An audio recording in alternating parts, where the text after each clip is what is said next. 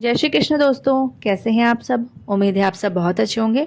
तो दोस्तों 17 अक्टूबर को पड़ने वाली एकादशी रमा एकादशी की कथा हम इस वीडियो में सुनने वाले हैं। यह कथा एकादशी व्रत का महात्म्य गीता प्रेस गोरखपुर से लिया गया है। इस व्रत कथा में बताया गया है कि रमा एकादशी व्रत की महिमा क्या है, उसका महत्व क्या है। तो दोस्तों वीडियो में अंत तक बने रहिए और अगर चैनल पर आप नए हैं तो वीडियो को लाइक और चैनल को सब्सक्राइब कर दीजिए। तो चलिए कथा शुरू करते हैं। युधिष्ठिर ने पूछा, जनार्दन मुझ पर आपका स्नेह है, अतः कृपा करके बताइए कार्तिक के कृष्ण पक्ष में कौन सी एकादशी होती है। भगवान श्री कृष्ण बोले, राजन कार्तिक के कृष्ण पक्ष में परम कल्याणमयी एकादशी होती है। वह रमा के नाम से विख्यात है। रमा परम उत्तम है और बड़े बड़े पापों को हरने वाली है। पूर्व काल में मुचुकुंद नाम से विख्यात एक राजा हो चुके हैं, जो भगवान श्री विष्णु के भक्त और सत्य प्रतिज्ञ थे। निष्कपट राज्य का शासन करते हुए उस राजा के यहाँ नदियों में श्रेष्ठ चंद्रभागा कन्या के रूप में उत्पन्न हुई। राजा ने चंद्रसेन कुमार शोभन के साथ उसका विवाह कर दिया। एक समय की बात है, शोभन अपने ससुराल के घर आए। उनके यहाँ दशमी का दिन आने पर समूचे नगर में ढिंढोरा पिटवाया जाता था कि एकादशी के दिन कोई भी भोजन न करे, कोई भी भोजन न करे। यह डंके की घोषणा सुनकर शोभन ने अपनी प्यारी पत्नी चंद्रभागा से कहा, प्रिय अब मुझे इस समय क्या करना चाहिए, इसकी शिक्षा दो। चंद्रभागा बोली, प्रभो मेरे पिता के घर पर तो एकादशी को कोई भी भोजन नहीं कर सकता। हाथी, घोड़े, हाथियों के बच्चे तथा अन्य पशु भी अन्न, घास तथा जल तक का आहार नहीं करने पाते। फिर मनुष्य एकादशी के दिन कैसे भोजन कर सकता है। प्राणनाथ, यदि आप भोजन करेंगे तो आपकी बड़ी निंदा होगी। इस प्रकार मन में विचार करके अपने चित्त को दृढ़ कीजिए और एकादशी का व्रत कीजिए। शोभन ने कहा, प्रिय तुम्हारा कहना सत्य है, मैं भी आज उपवास करूंगा। देव का जैसा विधान है वैसा ही होगा। भगवान श्री कृष्ण कहते हैं, इस प्रकार दृढ़ निश्चय करके शोभन ने व्रत के नियम का पालन किया। क्षुधा से उनके शरीर में पीड़ा होने लगी, अतः वे बहुत दुखी हुए। भूख की चिंता में पड़े पड़े सूर्यास्त हो गया। रात्रि आई, जो हरि पूजा परायण तथा जागरण में आसक्त वैष्णव मनुष्यों का हर्ष बढ़ाने वाली थी, परंतु वही रात्रि शोभन के लिए अत्यंत दुखदायी हुई। सूर्योदय होते होते उनका प्राणांत हो गया। राजा मुचुकुंद ने राजोचित काष्ठों से शोभन का दाह संस्कार कराया। चंद्रभागा पति का परलौकिक कर्म करके पिता के ही घर पर रहने लगी। नृपश्रेष्ठ रमा नामक एकादशी के व्रत के प्रभाव से शोभन मंदराचल के शिखर पर बसे हुए परम रमणीय देवपुर को प्राप्त हुआ। वहां शोभन द्वितीय कुबेर की भांति शोभा पाने। राजा मुचुकुंद के नगर में सोम शर्मा नाम से विख्यात एक ब्राह्मण रहते थे। वे तीर्थयात्रा के प्रसंग में घूमते हुए कभी मंदराचल पर्वत पर गए। वहां उन्हें शोभन दिखाई दिए। राजा के दामाद को पहचान कर वे उनके समीप गए।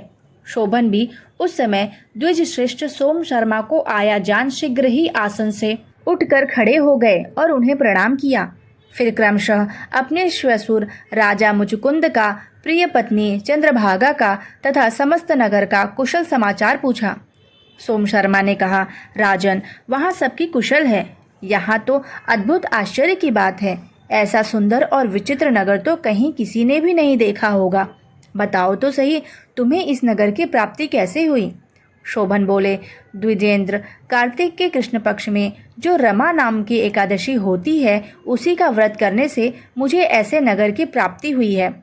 ब्राह्मण, मैंने श्रद्धाहीन होकर इस उत्तम व्रत का अनुष्ठान किया था, इसलिए मैं ऐसा मानता हूँ कि यह नगर सदा स्थिर रहने वाला नहीं है। आप मुचुकुंद की सुंदरी कन्या चंद्रभागा से यह सारा वृत्तांत कहिएगा।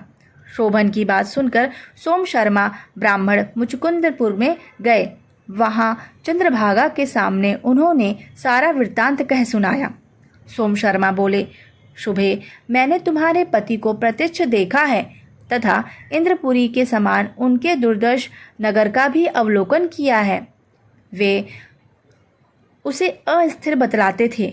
तुम उसको स्थिर बनाओ।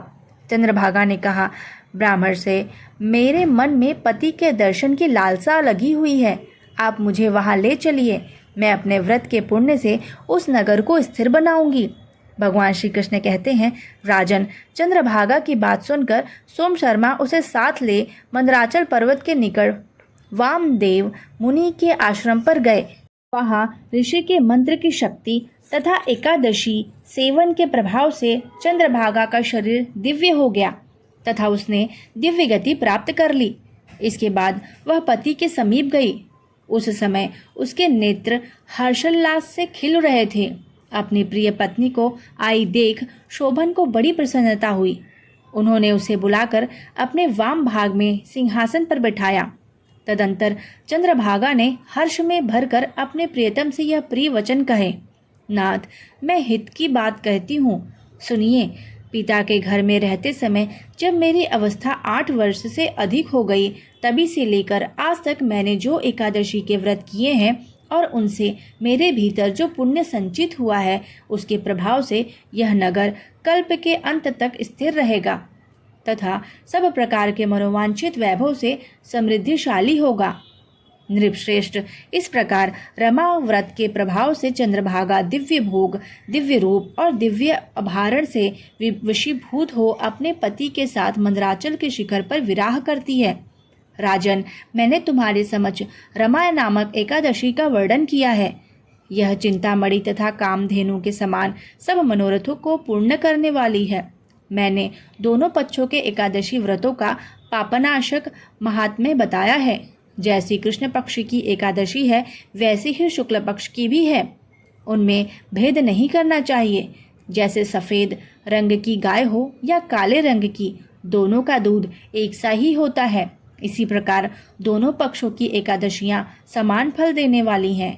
जो मनुष्य एकादशी व्रतों का महात्म्य सुनता है, वह सब पापों से मुक्त हो श्री विष्णु लोक में प्रतिष्ठित होता है। दोस्तों, अगर वीडियो अच्छी लगी हो तो वीडियो को लाइक और चैनल को सब्सक्राइब कर दीजिएगा। धन्यवाद। जय श्री कृष्णा।